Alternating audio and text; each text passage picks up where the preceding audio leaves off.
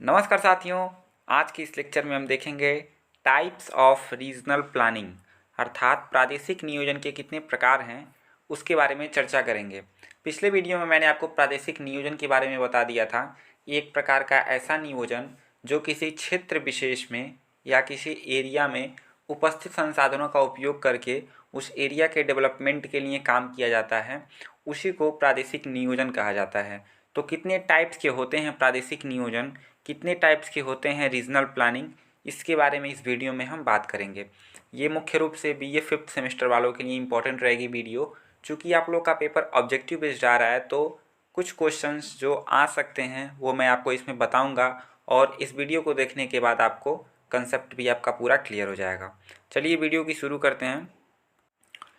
वैसे नियोजन को तो हम बहुत प्रकार से बांट सकते हैं, लेकिन फिर भी अगर हम किसी चीज़ को आधार बनाएं तो अवधि को आधार बना सकते हैं, अपने उद्देश्य को आधार बना सकते हैं और सामाजिक आर्थिक प्रखंड को आधार बना सकते हैं, ग्रामीण एवं नगरीय समुदाय को आधार बना सकते हैं।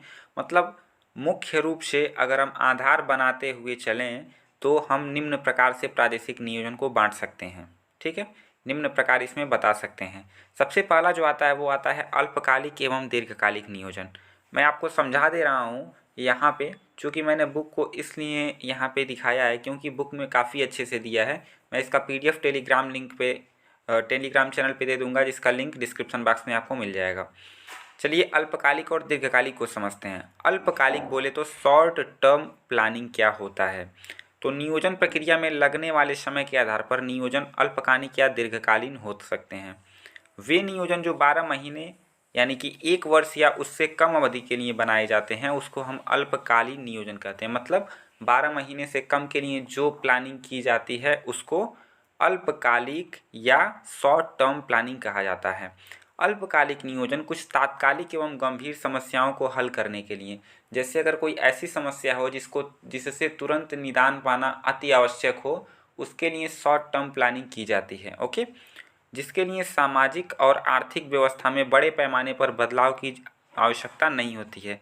मतलब उससे समाज और समाज की आर्थिक स्थिति में कोई बहुत बड़ा परिवर्तन नहीं आता है। किसी विशेष समस्या को लेते हैं और उस समस्या का समाधान ढूंढते हैं, उसके लिए प्लानिंग करते हैं। ओके, इसको कहते हैं अल्पकालिक या शॉर्ट टर्म प्लानिंग। अब हम देखते हैं दीर्घकालिक नियोजन क्या होता है अर्थात लॉन्ग टर्म प्लानिंग क्या होता है। तो पहले इसी में देख लेते हैं इसका उपयोग। ये जो अल्पकालिक नियोजन है इसके कुछ उदाहरण हैं। इसका उपयोग उत्पादन और रोजगार के अवसर बढ़ाने के लिए किया जा सकता है। इसके अतिरिक्त बाढ़, सूखा, भूकंप, सुनामी जैसी आकस्मिक विपदा मतलब जो अचानक आ जाए उसके मुकाबला करने के लिए प्रायः अल्पकालिक नियोजन ही अनुकूल पड़ता है। 1965 ईस्वी में पाकिस्तान के साथ युद्ध के बाद लगातार सूखा एवं मुद्रा में अवमूल्यन के कारण चौथी जो पंचवर्षीय योजना समय से शुरू नहीं हो पाई। तो क्या हुआ, 1965 में जो पाकिस्तान युद्ध होने लगा पाकिस्तान से, तो इसकी वजह से जो चौथी पंचवर्षीय योजना थी वो समय से शुरू नहीं हो पाई। इसीलिए 3 साल के लिए 66 से 67, 67 से 68 और 68 से 69 में 3 वार्षिक योजना यानी कि 1-1 साल की योजनाएं लाई गई। इसको हम शॉर्ट टर्म में एग्जाम्पल के रूप में ले सकते हैं।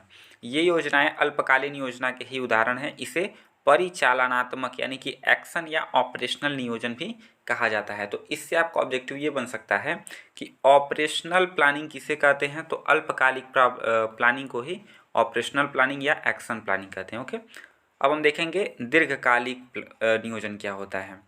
तो दीर्घकालिक क्या होता है, दीर्घकालिक मतलब जो लंबे समय के लिए। यहाँ पे बात करें तो मध्यकालिक नियोजन सामान्यतः 1 वर्ष से अधिक, 1 वर्ष से अधिक लेकिन 5 वर्ष से कम की अवधि का होता है। तो बीच में एक मध्यकालिक नियोजन भी डाल दिया इसमें। तथा इसमें उन तमाम क्रियाओं का निर्धारण किया जाता है जिससे आधारभूत समस्या का समाधान करने में मदद मिल सके। तो हम मध्यकालीन को दीर्घकालीन में अगर ही लेना चाहें तो दीर्घकालीन नियोजन वे नियोजन हैं जो 5 वर्ष या उससे अधिक 20 या 40 वर्षों तक की अवधि के लिए तैयार किए जाते हैं। ऐसा नियोजन जो 20 या 40 वर्ष के लिए या 5 वर्ष से अधिक के लिए की जाती है उसको हम दीर्घकालीन नियोजन कहते हैं। इसे व्यूह रचनात्मक यानी कि स्ट्रेटेजिक नियोजन भी कहा जाता है। कहा जाता है ना कि स्ट्रेटेजी पहले बनाया जाएगा, उसके बाद जो है किसी भी चीज़ को एग्जीक्यूट किया जाएगा। तो वो ऐसा प्लानिंग होता है। किसी क्षेत्र के आर्थिक तंत्र में बड़े पैमाने पर परिवर्तन करना हो, जैसे शोध में विकास यानी कि डेवलपमेंट में, क्षमता निर्माण पावर कंस्ट्रक्शन में, सशक्तिकरण में, न्यायपूर्ण समाज व्यवस्था के लिए, इन सब चीज़ों के लिए दीर्घकालिक नियोजन करना पड़ता है। लंबे समय के लिए प्लानिंग करनी पड़ती है, धीरे धीरे समाज अपने में परिवर्तन करता है। ओके, दीर्घकालीन नियोजन का कार्यान्वयन प्रायः कई चरणों में होता है, बहुत चरण इसमें पड़ते हैं। इसके अनिश्चितता होती है इसमें, तथा खंड मूल्यांकन की आवश्यकता होती है, मतलब प्रत्येक खंड में कितना काम हुआ है ये सब देखना इसमें जरूरी होता है, क्योंकि बहुत लंबे समय तक ये चलता है। दीर्घकालीन नियोजन पूरे समाज के सामाजिक एवं आर्थिक समुन्नति के लिए तैयार किया जाता है। साधारणतः इस प्रकार के नियोजन में आधारभूत समस्याओं को पूर्व में ही पहचानने तथा उनके बारे में निर्णय लेने की बात निहित होती है। तो पहले ही प्रॉब्लम को पहचान के उसके लिए क्या समाधान ढूंढा जा सकता है, ये सारी चीज़ें पहले ही तय कर ली जाती हैं। किसी क्षेत्र में निर्मित जल विद्युत परियोजना, विद्युतीकरण, गरीबी उन्मूलन मतलब गरीबी को ख़त्म करना कार्यक्रम, परिवार नियोजन में ये वो सारी चीज़ें आती हैं जिसमें जैसे यूपी में जो चल रहा था हम दो हमारे दो, अब हम दो हमारे एक हो गया है, तो ये सारी चीज़ें परिवार नियोजन के अंतर्गत आती हैं। तो ये जो नियोजन है यानी कि ये जो प्लानिंग होती है, ये जो योजनाएं होती हैं, ये जो है दीर्घकालिक नियोजन में आती हैं। इसी तरह भूमि सुधार, इंसेफ्लाइटिस निवारण, इन सारे कार्यक्रमों को हम जो है इसमें दीर्घकालिक में ले सकते हैं। इसी में 12 पंचवर्षीय जो योजनाएं जो चलाई गई 5-5 साल की, उसको भी हम ले सकते हैं। ठीक है, अगला देखते हैं। तो एक तो मैंने आपको बता दिया अल्पकालिक और दीर्घकालिक, okay, short term and long term planning. अब जो दूसरा है वो हम आर्थिक, सामाजिक और विकास नियोजन करके बांट सकते हैं 3 टाइप्स में, आर्थिक, सामाजिक और विकास नियोजन। आर्थिक में क्या होता है, आर्थिक नियोजन में किसी देश के आर्थिक विकास पर ध्यान केंद्रित किया जाता है। आर्थिक नियोजन का प्रयोग प्रायः विकसित देशों में किया जाता है, जहां आर्थिक तंत्र के विकास एवं परिवर्तन के लिए पर्याप्त पूंजी का इंफ्रास्ट्रक्चर सुविधाएं उपलब्ध होती हैं। मतलब जहाँ पे भरपूर पैसा होता है, जहाँ पे भरपूर इंफ्रास्ट्रक्चर होता है, उस वहाँ पे जो है ये आर्थिक नियोजन जो है किया जाता है। जैसे डेवलप्ड कंट्री जो होती हैं, विकसित कंट्री जो होती हैं, वहाँ पे ये आर्थिक नियोजन जो है वो लागू किया जाता है, प्लानिंग की जाती है। तो ऐसे पूछा जा सकता है कि आर्थिक नियोजन किस देश में प्रायः देखा जाता है, तो विकसित देशों में। ओके, आर्थिक नियोजन का उपयोग प्रायः सभी पश्चिमी विकसित देश यानी कि जो यूरोप के देश हैं और अमेरिका के देश हैं, वहाँ पे विकसित जितने भी हैं वहाँ पे किया जाता है। विकसित देशों एवं आंग्ल अमेरिकी देशों में किया जाता है। इसी तरह आर्थिक नियोजन के बाद जब सामाजिक नियोजन देखेंगे, तो सामाजिक नियोजन के अंतर्गत विभिन्न प्रकार की सामाजिक समस्या है, और सामाजिक समस्या कहाँ रहेगी, डेवलपिंग कंट्री में। जो विकासशील देश हैं और जो अल्प विकसित हैं, वहाँ पे सामाजिक समस्या हमेशा रहती है। तो ये मैक्सिमम सामाजिक नियोजन देखने को मिलता है कहाँ पे, विकासशील देशों में। ओके, जैसे तीव्र जनसंख्या वृद्धि, शिक्षा, कुपोषण, निर्धनता एवं स्वास्थ्य को प्राथमिकता दी जाती है इसमें। सामान्यतः यह नियोजन आर्थिक एवं सामाजिक दृष्टि से अति पिछड़े क्षेत्रों हेतु बनाया जाता है। इतना ही नहीं, इसका उद्देश्य किसी पिछड़े समुदाय विशेष की प्रगति सुनिश्चित करना है, यानी कि अगर कोई पिछड़ा वर्ग है समाज में तो उसको भी आगे बढ़ाना है। यहाँ यह बताना आवश्यक है कि स्वस्थ एवं शिक्षित व्यक्ति प्रत्येक विकास के लिए जरूरी होता है। मतलब सबसे पहले इसमें क्या डाला जाता है, शिक्षा और स्वास्थ्य। यहाँ पे कहने का मतलब यही है। उसके बाद जो आता है वो आता है विकास नियोजन। विकास नियोजन क्या होता है, तो विकास नियोजन विकासशील देशों के लिए ही अधिक उपयोगी होता है। विकास नियोजन जो है वो विकासशील देशों के लिए अधिक उपयोगी होता है, जहाँ आर्थिक आधार या तो बहुत कम है अथवा नगण्य है। मतलब जहाँ पे पैसे की कमी है वहाँ पे विकास नियोजन लागू किया जाता है। यह उन देशों में पाया जाता है जहाँ श्रम उत्पादकता, मतलब जो काम करने की प्रोडक्टिविटी है, प्रति व्यक्ति आय तथा रहन सहन का स्तर जो है वो काफ़ी निम्न होता है, वहाँ पे विकास नियोजन किया जाता है। प्रायः लघु औद्योगिक सेक्टर और संस्थागत बाधाएं भी यहाँ मिलती हैं। अतः विकास नियोजन आर्थिक, सामाजिक एवं संस्थापक सुधार को पूर्ण करने वाली मध्यस्थ नीति अपनाता है। ओके, तथा आर्थिक वृद्धि का जनक होता है। तो जो विकास नियोजन होता है वो सबसे पहले क्या करता है, आर्थिक जो है वृद्धि करता है। इस प्रकार का नियोजन एशिया के अधिकांश विकासशील देशों जैसे अफ्रीका में भी और मध्य अमेरिका और दक्षिणी अमेरिका में भी मिलता है। मतलब जितने भी विकासशील देश हैं, एशिया के, अफ्रीका के, दक्षिणी अमेरिका के, इन सारे देशों में जो है विकास नियोजन देखने को मिलता है। विकास नियोजन का सफलता कुछ हद तक प्रशासनिक व्यवस्था एवं उसके भागीदार जनता की क्षमता पर निर्भर करती है। मतलब जो ये नियोजन जो प्लानिंग जो कर रहे हैं वहाँ के जो ऑफिसर्स हैं या फिर जो वहाँ का प्रशासनिक व्यवस्था है उस पर निर्भर करता है कि विकास नियोजन कहाँ तक कारगर सिद्ध होगा। अगर वहाँ की प्रशासनिक व्यवस्था ही करप्ट है तो वहाँ पे विकास नियोजन किसी भी तरह नहीं हो पाएगा। ठीक है, अगला है आदेशात्मक एवं निर्देशात्मक नियोजन। ठीक, एक मैंने आपको बता दिया लघु, एक मैंने लघु और दीर्घ करके बता दिया, दूसरा मैंने बताया सामाजिक आर्थिक और विकास नियोजन, और जो तीसरा ये है आदेशात्मक एवं निर्देशात्मक नियोजन। तो आदेशात्मक और निर्देशात्मक नियोजन में क्या बेसिक डिफरेंस होता है यहाँ पे समझने का प्रयास कीजिए। आदेशात्मक संगठनात्मक दृष्टिकोण से नियोजन को दो भागों आदेशात्मक और निर्देशात्मक नियोजन में बांटते हैं। आदेशात्मक नियोजन में अनिवार्यता का अंश होता है। ठीक है, आदेशात्मक नियोजन का मतलब जो आदेश दिया जाता हो, किसके द्वारा दिया जा रहा है? सार्वजनिक क्षेत्र यानी कि पब्लिक सेक्टर द्वारा, यानी कि सरकार के द्वारा। जो पब्लिक सेक्टर है उसके द्वारा देश के संसाधनों का विकास आर्थिक वृद्धि हेतु किया जाता है।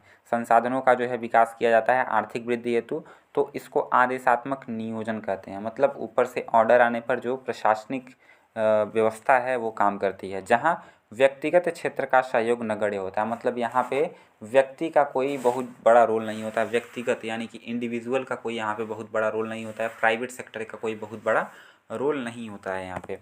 भारत में पहली से चौथी योजना के दौरान आदेशात्मक नियोजन के महत्वपूर्ण लक्षण मिलते हैं। मतलब केवल पूरा का पूरा जो कंट्रोल है वो सरकार के हाथ में।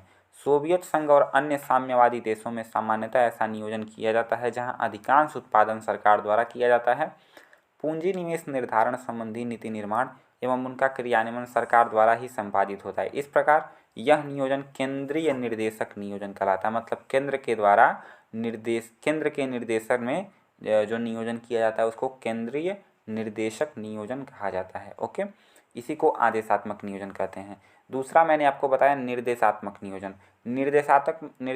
निर्देशात्मक में क्या होगा? निर्देशात्मक मतलब किसी व्यक्तिगत यानी इंडिविजुअल यानी कि प्राइवेट सेक्टर को सरकार के द्वारा क्या दिया जाता है? निर्देश दिया जाता है कि आप इस तरह से काम करिए। यानी कि इसमें सरकार का बहुत ज़्यादा हस्तक्षेप नहीं रहता है। सरकार हस्तक्षेप तभी करती है जब उसके दिए गए निर्देशों की अवपालना की जाती है, अवहेलना की जाती है। ओके, इसको पढ़ते हैं। निर्देशात्मक नियोजन के अंतर्गत केंद्रीय नियोजन संस्था द्वारा लक्षणों का निर्धारण किया जाता है। मतलब जो प्रॉब्लम है वो निर्धारण किसके द्वारा किया जाएगा? केंद्रीय नियोजन संस्था के द्वारा केंद्रीय नियोजन संस्था के द्वारा लक्ष्यों का निर्धारण किया जाएगा। मतलब किस चीज़ की प्लानिंग करनी है, किस चीज़ के प्रॉब्लम के बारे में सलूशन निकालना है, ये सारी चीज़ें कौन तय करेगा? केंद्रीय नियोजन संस्था। इस नियोजन में व्यक्तिगत क्षेत्र का महत्व सरकारी और सार्वजनिक क्षेत्र की अपेक्षा अधिक होता है। पश्चिमी यूरोपीय देशों में निर्देशात्मक नियोजन ही अधिक लोकप्रिय है। यानी कि जो पश्चिमी यूरोपीय देश हैं वहाँ पर जो निर्देशात्मक नियोजन यानी कि जो प्राइवेट सेक्टर है वो बहुत ज़्यादा लोकप्रिय है। सरकार व्यक्तिगत क्षेत्रों के कार्यों में तब तक हस्तक्षेप नहीं करती जब तक सरकार द्वारा निर्धारित आर्थिक नीतियों का पालन होता रहता है। इस नियोजन में व्यक्तिगत एवं सार्वजनिक दोनों क्षेत्रों के सहयोग की आवश्यकता होती है। इस प्रकार के नियोजन की प्रक्रिया सहभागिता पर आधारित होती है। मतलब सरकार से प्राइवेट सेक्टर वाले कितना कॉम्बिनेशन कोऑर्डिनेशन बना पा रहे हैं इस पर ये जो है निर्भर करती है, उत्पीड़न पर नहीं। यानी कि अगर सरकार दबाव डालती है तो ये कारीगर सिद्ध नहीं होता है निर्देशात्मक नियोजन। इस प्रकार का नियोजन हम फ्रांस में पाते हैं। ओके, फ्रांस में जो है इस प्रकार का नियोजन देखने को मिलता है। भारत में जो 8वीं योजना आई, 8वीं योजना में निर्देशात्मक नियोजन की बात स्वीकार की गई। मतलब 1991 के बाद जब LPG आया, लिबरलाइजेशन, प्राइवेटाइजेशन और ग्लोबलाइजेशन, जब LPG आया तो 1991 के बाद नव आर्थिक सुधार की प्रक्रिया में इसे फिर से दोबारा स्वीकार किया गया। ओके, यानी कि निर्देशात्मक नियोजन जो है यहाँ पे 1991 के बाद अच्छे से चल रहा है। यानी कि यहाँ पर भी प्राइवेट सेक्टर अब अच्छे से काम कर रही है। खंडीय एवं स्थानिक नियोजन, सेक्टोरल एंड स्पेशियल प्लानिंग। चौथा क्या है? खंडीय एवं स्थानिक नियोजन, इसी को इंग्लिश में कहते हैं सेक्टोरल एंड स्पेशियल प्लानिंग। खंडीय का मैं बेसिक्स से बताऊं तो खंडीय मतलब किसी एक खंड को उठाया जाएगा और उसके लिए नियोजन किया जाएगा। खंड मतलब किसी एक सेक्टर को, जैसे प्राथमिक सेक्टर को या फिर द्वितीयक सेक्टर को या फिर तृतीयक सेक्टर को, ऐसे किसी सेक्टर को उठा के, मान लीजिए अगर प्राथमिक सेक्टर को उठा दिए तो उसमें कृषि आ गया, पशुपालन आ गया, मत्स्य पालन आ गया, इन सारी चीज़ों में जो है इन सारी चीज़ों के लिए नियोजन करते हैं। तो इसको हम सेक्टोरल नियोजन यानी कि सेक्टोरल प्लानिंग कहते हैं। पढ़ते हैं इसको। खंडीय नियोजन का आशय उस उद्देश्यपूर्ण नियोजन से है जिसके अंतर्गत अर्थव्यवस्था के विभिन्न खंडों, प्राथमिक कृषि, वानिकी, मत्स्य, खनन, ये सारी चीज़ें, द्वितीयक में वाणिज्यिक कृषि विनिर्माण, तृतीयक में परिवहन और संचार, चतुर्थक में वित्तीय, स्वास्थ्य, शिक्षा और सूचना, इन सारी चीज़ों का अलग अलग विकास किया जाता है। मतलब केवल अगर प्रॉब्लम पहले वाले में यानी कि प्राथमिक आर्थिक क्रिया में है तो प्राथमिक में सुधार किया जाएगा, दूसरे में है तो दूसरे में किया जाएगा। मतलब ये इसमें अलग अलग विकास किया जाता है। भौतिक, सामाजिक, आर्थिक संसाधनों की उपलब्धता, जनसंख्या और राष्ट्रीय आय में वृद्धि, भविष्य की मांगों तथा निर्यात आदि को ध्यान में रखते हुए विभिन्न खंडों के लिए लक्ष्य निर्धारित किए जाते हैं। मतलब जिस आर्थिक क्षेत्र में जैसी प्रॉब्लम वैसा सलूशन निकालने का प्रयास किया जाता है। उसके बाद आता है स्थानिक नियोजन। स्थानिक नियोजन क्या होता है? तो स्थानीय स्तर की समस्याएं और मुद्दों के समापन से संबंधित योजना बनाने की जो प्रक्रिया होती है वो स्थानीय नियोजन कहलाती है। स्थानीय स्तर मतलब किसी विशेष क्षेत्र में स्थानीय स्तर पर समस्याएं और मुद्दों के समापन से संबंधित योजना बनाने की प्रक्रिया क्या कहलाती है?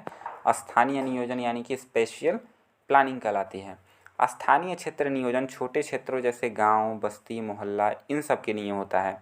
स्थानिक नियोजन 4 संकल्पनाओं, आर्थिक घटक, सामाजिक घटक, पर्यावरणीय घटक और सांस्कृतिक घटक, मतलब किसी स्थान पे वहाँ पर आर्थिक चीज़ें कैसी हैं, सामाजिक चीज़ें कैसी हैं, पर्यावरण कैसा है और सांस्कृतिक चीज़ें कैसी हैं, इन सारी चीज़ों को मिलाकर जो है स्थानीय स्तर पर प्लानिंग की जाती है। ओके, देखकर इन सारी चीज़ों को ध्यान में रखते हुए स्थानीय क्षेत्र का पूर्ण विकास व वहाँ के लोगों का कल्याण करना इसकी मुख्य प्राथमिकता होती है। तो चूँकि प्रादेशिक नियोजन का ही पूरा मुख्य जो मुख्य उद्देश्य जो है वो लोगों का कल्याण करना ही है, वहाँ पर उपस्थित संसाधनों से उस क्षेत्र का विकास करना जिससे कि वहाँ के जो लोग हैं उनका जीवन स्तर सुधरे।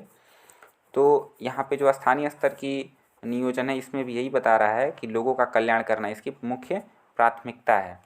जब तक स्थानिक ढांचे स्पेशियल स्ट्रक्चर में परिवर्तन नहीं होता तब तक सामाजिक, आर्थिक एवं पर्यावरण लक्ष्यों की पूर्ति नहीं होगी। अब जैसे अगर हमारे गांव में लोगों की सामाजिक स्थिति और आर्थिक स्थिति सही नहीं है, या फिर हर एक गांव में अगर ऐसी चीज़ें नहीं हैं, सामाजिक स्थिति, आर्थिक स्थिति सही नहीं है, तो देश की सामाजिक आर्थिक स्थिति कैसे सही हो सकती है? ठीक है, तो स्थानीय स्तर पर नियोजन आवश्यक होता है। ओके, अब नेक्स्ट देखते हैं। अगला जो है साम्यवादी या प्रजातांत्रिक नियोजन। साम्यवादी या प्रजातांत्रिक नियोजन क्या होता है? Communist and democratic planning. साम्यवादी नियोजन जिसमें एक पूर्णतः कट्टर केंद्रीकृत व्यवस्था होती है, मतलब केवल एक सरकार होगी वहाँ पे जिसकी निजी क्षेत्र और बाजार व्यवस्था बिल्कुल समाप्त कर दी जाती है। मतलब ऐसे क्षेत्रों की जहाँ पे ये साम्यवादी प्लानिंग की जाती है, साम्यवादी नियोजन किया जाता है, वहाँ पे क्या होता है, निजी क्षेत्रों को और बाजार व्यवस्था को बिल्कुल समाप्त कर दिया जाता है। सभी आर्थिक निर्णय केंद्रीय संगठन द्वारा होता है। आर्थिक निर्णय बोले तो इकोनॉमिकल डिसीजन जो है वो सारा केंद्र लेती है, यानी कि कोई जो एक सरकार है वो लेगी। प्रजातांत्रिक नियोजन इससे सर्वथा विपरीत होता है। प्रजातांत्रिक में क्या होता है, लोगों से राय मांगी जाती है तब जाके नियोजन किया जाता है।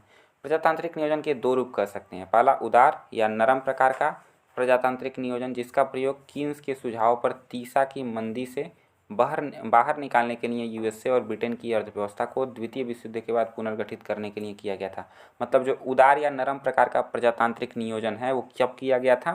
तो जब ब्रिटेन और यूएसए की अर्थव्यवस्था द्वितीय विश्व युद्ध के बाद लड़खड़ाई थी तो उसके बाद इसी नियोजन को अपनाया गया था वहाँ पे। ठीक है, ऐसी स्थिति में राज्य की भूमिका बाजार यंत्र की पूरक व्यवस्था के रूप में होती है जिससे लोगों की स्थिति में सुधार हो। इसे हम लोगों ने बाजार मिश्रित प्रणाली कहा है। ठीक है, यानी कि जो प्रजातांत्रिक नियोजन है उसको हम क्या कहते हैं? बाजार मिश्रित प्रणाली। प्रजातांत्रिक नियोजन की दूसरी जो प्रणाली है वहाँ पर अपेक्षाकृत अधिक केंद्रीकृत होती है, मतलब मैक्सिमम जो है वो केंद्र में उसमें पावर होता है। इसमें राज्य केवल बाजार यंत्र की पूरक इकाई नहीं होती बल्कि इसमें हस्तक्षेप करने वाली व्यवस्था होती है। इस प्रकार का नियोजन पूर्णतः केंद्रीकृत साम्यवादी नियोजन तथा राज्य हस्तक्षेप रहित बाजार व्यवस्था के बीच महत्वपूर्ण कड़ी है। तो आपको बेसिकली बस 2 चीज़ याद रखनी है। साम्यवादी और प्रजातांत्रिक नियोजन में क्या होगा? साम्यवादी में सरकार का पूरा कंट्रोल रहेगा। जैसे आप देख सकते हैं साम्यवादी में चाइना हो गया, वो तो कम्युनिस्ट है ही। ओके, रशिया तो वहाँ पे क्या है, एक सरकार है वो सारा जो है अपना दबाव बनाए हुए वहाँ पे, ठीक है। लेकिन प्रजातांत्रिक में क्या होता है, लोगों की राय के अनुसार जो है नियोजन बनाया जाता है। क्षेत्रीय एवं राष्ट्रीय नियोजन, क्षेत्रीय एवं राष्ट्रीय नियोजन क्या होता है, तो जब किसी अर्थव्यवस्था के एक विशिष्ट क्षेत्र या भाग तक ही नियोजन सीमित रहता है, यहाँ पे नियोजन रहेगा, नियोजन सीमित रहता है तो इसे क्षेत्रीय नियोजन कहते हैं। यानी कि किसी अगर हम रीजन में ही केवल नियोजन कर रहे हैं तो उसको क्षेत्रीय नियोजन कहेंगे सिंपली। और क्षेत्रीय नियोजन को आंशिक नियोजन भी कह सकते हैं। राष्ट्रीय नियोजन संपूर्ण अर्थव्यवस्था को एक समष्टि मानकर नियोजन करती है। जो राष्ट्रीय नियोजन होती है, एक हो गया क्षेत्रीय जो किसी क्षेत्र विशेष में हो रहा है, और राष्ट्रीय नियोजन क्या होता है, राष्ट्रीय नियोजन संपूर्ण अर्थव्यवस्था को एक समष्टि मानकर नियोजन करता है जिसका संचालन देश में किसी केंद्रीय निकाय द्वारा होता है।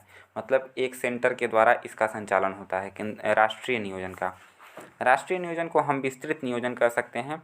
सामान्यतः क्षेत्र नियोजन राष्ट्रीय नियोजन का ही अंग है। अब चूँकि हम क्षेत्र में नियोजन प्लानिंग कर रहे हैं तो वो कहीं ना कहीं राष्ट्रीय नियोजन से ही कनेक्टेड है, क्योंकि जब क्षेत्र विकास करेगा तो राष्ट्र अपने आप विकास करेगा। और विकेंद्रीकरण की नीति के कारण क्षेत्र विशेष का प्रभार क्षेत्रीय अधिकारियों को दे दिया जाता है। तो राष्ट्रीय नियोजन का ही भाग है क्षेत्रीय नियोजन। और क्षेत्रीय नियोजन में क्या किया जाता है, जो क्षेत्र के अधिकारी रहते हैं, क्षेत्र के जो प्राधिकारी रहते हैं, उन सबको ही प्रभार दे दिया जाता है। ओके, नेक्स्ट है केंद्रीकृत या एक स्तरीय एवं विकेंद्रीकृत या बहुस्तरीय नियोजन। इसमें बेसिकली क्या होता है, केंद्रीकृत मतलब आप पता होगा आपको सेंट्रलाइज्ड, यानी कि अगर नियोजन की प्रक्रिया केंद्रीकृत या एक स्तरीय विकेंद्रीकृत या बहुस्तरीय होती है। केंद्रीकृत नियोजन में क्या होता है, योजना को बनाने, पूरा करने, निरीक्षण करने आदि का उत्तरदायित्व एक केंद्रीय संगठन या राष्ट्रीय स्तर पर होता है। यानी कि अगर राष्ट्रीय स्तर पर हो रहा है तो उसको सेंट्रलाइज्ड कहेंगे, ठीक है, या सिंगल लेवल। अर्थात एक स्तरीय नियोजन में सभी निर्णय राष्ट्रीय स्तर पर लिए जाते हैं जिसके क्रियान्वयन के लिए निचले क्षेत्रीय स्तरों का सहारा लिया जाता है। इसे हम ऊपर से नीचे की ओर नियोजन भी कहते हैं। यही अगर हम बहुस्तरीय या विकेंद्रीय नियोजन की बात करें तो उसमें क्या होगा, बहुस्तरीय नियोजन में राष्ट्रीय प्रदेश की छोटी इकाइयों में बांट दिया जाता है, ठीक है, राष्ट्रीय प्रदेशों को छोटी इकाइयों में बांट दिया जाता है तथा उन सभी स्तरों पर नियोजन किया जाता है। मैं यानी कि जो राज्य स्तर है या फिर जिला स्तर है उस पर नियोजन किया जाता है, गांव स्तर पे छोटे छोटे स्तरों पे नियोजन किया जाता है छोटे इकाइयों की। बहुस्तरीय नियोजन की अवधारणा वास्तव में विभिन्न प्रकार के प्रदेशों का नियोजन है जो साथ मिलकर एक समष्टि तंत्र मैक्रो सिस्टम का निर्माण करते हैं। ये सभी प्रादेशिक इकाइयाँ एक दूसरे की पूरक होती हैं। इसमें सरकार, स्थानीय निकाय, व्यक्तिगत उद्यमी ये आदि मिलकर योजना संबंधी निर्णय लेते हैं जो कि नीचे से ऊपर की नियोजन कहलाती है। यानी कि पहले गांव लेवल पे, फिर जिला लेवल पे, उसके बाद फिर राज्य लेवल पे, फिर धीरे धीरे वो राष्ट्र लेवल पे भी पहुंच जाता है। तो ये होता है विकेंद्रीकृत या बहुस्तरीय नियोजन। ठीक, अगला देखेंगे संरचनात्मक या क्रियात्मक नियोजन, स्ट्रक्चरल एंड फंक्शनल प्लानिंग। तो ये बहुत उतना इम्पोर्टेंट नहीं है, आप इसको पढ़ लीजिएगा। इसी तरह भौतिक और वित्तीय नियोजन है जिसको फिजिकल और फाइनेंशियल प्लानिंग भी कहते हैं, ये भी आप पढ़ लीजिएगा, इन दोनों को आप पढ़िएगा। अगला है आगमनात्मक और निगमनात्मक। आगमनात्मक और निगमनात्मक यानी कि इंडक्टिव और डिडक्टिव क्या होता है। तो आगमनात्मक और निगमात्मक एक तरह से जो केंद्रीकृत और इसमें बेसिकली जो है आगमनात्मक नियोजन में क्या होता है, नियोजन प्रक्रिया विशिष्ट से सामान्य क्रिया की तरफ होती है। यानी कि पहले क्षेत्रों में किसी विशिष्ट क्षेत्र में जो है किसी नियोजन को फॉलो किया जाता है, वहाँ पे चीज़ें अच्छी देखी जाती हैं, उसके बाद धीरे धीरे उसको बढ़ाया जाता है, सेंट्रल लेवल पे, राष्ट्रीय स्तर पे उसको ले जाया जाता है। अगर निगमात्मक की बात करें तो उसको पहले क्या किया जाता है, पहले राष्ट्रीय स्तर पर भी इसको प्लानिंग किया जाता है, धीरे धीरे उसको नीचे लाया जाता है, धीरे धीरे उसको गांव के लेवल तक, क्षेत्र के लेवल तक ला दिया जाता है। ठीक है, तो आगमनात्मक और निगमात्मक नियोजन यानी कि इंडक्टिव और डिडक्टिव प्लानिंग ये था। तो ये पूरा था types of regional planning. Okay, तो वीडियो कैसी लगी आप कमेंट करके बताइएगा। बाकी मिलते हैं नेक्स्ट वीडियो में। चैनल पे नए तो चैनल को सब्सक्राइब कर लीजिए, वीडियो को लाइक और शेयर करते रहिएगा। धन्यवाद।